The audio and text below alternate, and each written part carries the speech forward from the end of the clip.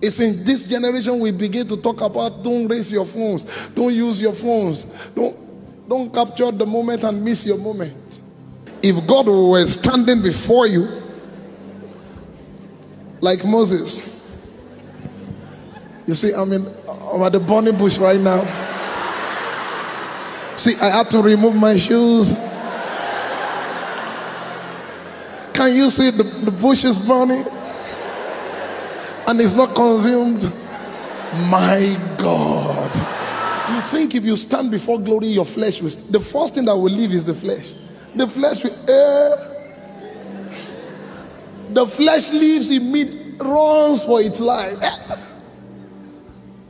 No flesh can glory in his presence. Take it literally.